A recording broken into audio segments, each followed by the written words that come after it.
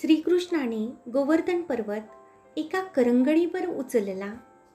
ही बातमी कंसाच्या कानावर गेली तसा तो समजला की हे सामान्य माणसाचे काम नाही.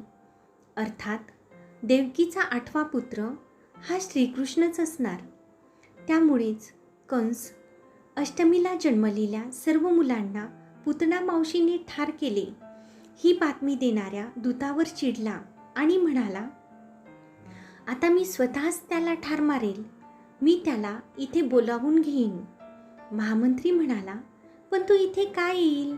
कंस म्हणाला, आपल्या सांगण्यावरून तो येणार नाही, परंतु नंदरायाचा मित्र अक्रूरने सांगितले तर तो नक्कीच ऐकेल. कंसाने अक्रूरला बोलावले आणि म्हणाला, मला माझ्या वागण्याचा पश्चाताप झाला आहे, परंतु आकाशवाणी ऐकून मी खूपच घाबरलो होतो, म्हणूनच माझ्या हातून चुकीचे कृत्य घडले. परंतु मी आता ठरवलं आहे की विधात्याकडून जर मला मरण येत असेल तर ती चांगली गोष्ट आहे ना. मी माझ्या मित्राची वासुदेवाची माफी मागणार आहे आणि त्याला उपहार म्हणून श्रीकृष्ण देणार आहे. त्याला तू इथे घेऊन ये. अक्रूरला खूप आनंदही झाला आणि भीतीही वाटत होती.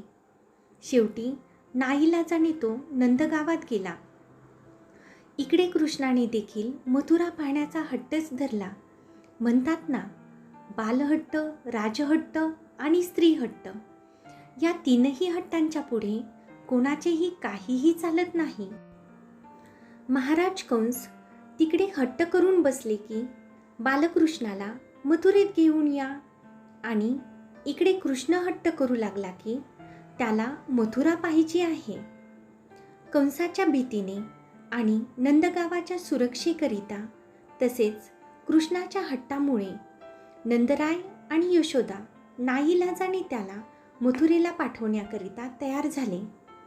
तेव्हा राधेच्या सख्या तिला म्हणाल्या, कान्हा नंदगाव सोडून मथुरेला चाललाय, त्याला फक्त तूच थांबवू शकतेस. राधा त्यांना म्हणाली, मी कसे रोखू त्याला? मी फक्त त्याची भक्त आहे.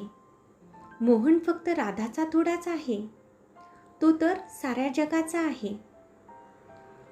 वाहत असणाऱ्या नदी आणि वाहणाऱ्या वाऱ्याला रोखणे योग्य नाही.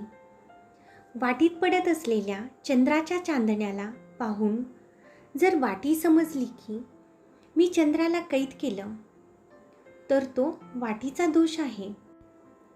चंद्र आपल्या जाग्यावरच स्थिर आहे आणि तो सर्वांना प्रकाश वाटत आहे. जो सर्वांचा आहे त्याला फक्त आपला समजणे म्हणजे मूर्खपणा नव्हे काय? अक्रूर आणि बलरामाबरोबर कृष्ण नंतर मथुरेत गेला. मथुरेमध्ये फिरत असताना कृष्णाने कुब्जाचे कुबड दूर केले आणि तिला एक सुंदर स्त्री केले. तसेच ज्या शिवधनुष्यावर प्रत्यंच्या चढवणे देखील कंसाला अशक्य होते असे शिवधनुष्य लहान कृष्णाने उचलून प्रत्यंच्या चढवीत असताना खाडकन मोडले. ही वार्ता ऐकून कंस मनामधून खूपच घाबरला. त्याला जळीस्थळी फक्त कृष्णच दिसू लागला. कंसाने दुसऱ्या दिवशी कुस्त्यांच्या स्पर्धा भरवल्या होत्या. श्रीकृष्ण स्पर्धेच्या ठिकाणी जेव्हा पोहोचला तेव्हा कंसाच्या कारस्थानानुसार माऊताने त्याच्या अंगावर एक पिसाळलेला हत्ती सोडला. परंतु कृष्णाला पाहताच हत्ती शांत झाला आणि त्याने त्याला प्रणाम केला. कंसाने सर्व कुस्तीगीरांना अगोदरच सांगून ठेवले होते की कुस्तीमध्ये श्रीकृष्णाला तुम्हाला फक्त पराजितच करायचे नाही तर ठार मारायचे आहे. स्पर्धा सुरू झाली. एक एक करून कृष्ण आणि बलरामाने सर्व पैलवानांना पराजित केले. आता कंसाने ठरवले, आपल्या मिठीत कृष्णाला घेऊन पूर्ण ताकद लावून त्याला यमसदनास पाठवावे. परंतु कृष्ण काही त्याच्या कवेत आलाच नाही आणि अदृश्य झाला. त्याच क्षणी त्याच्या दुसऱ्या बाजूला उभा असलेला दिसू लागला. अशा प्रकारे बराच वेळ हा लपाछपीचा खेळ खेळल्यानंतर कृष्णाने शेवटी कंसाला आकाशात वर भिरकावून दिले आणि कंस नंतर जमिनीवर धाडकन आदळला.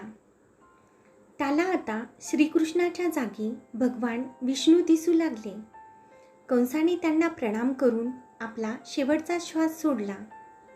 कृष्णाने नंतर कारागृहातून महाराज उग्रसेन, ऋषी, वासुदेव, देवकी आणि इतर सर्वांची सुटका केली. नंतर महाराज उग्रसेनाच्या डोक्यावर राजमुकुट ठेवण्यात आला.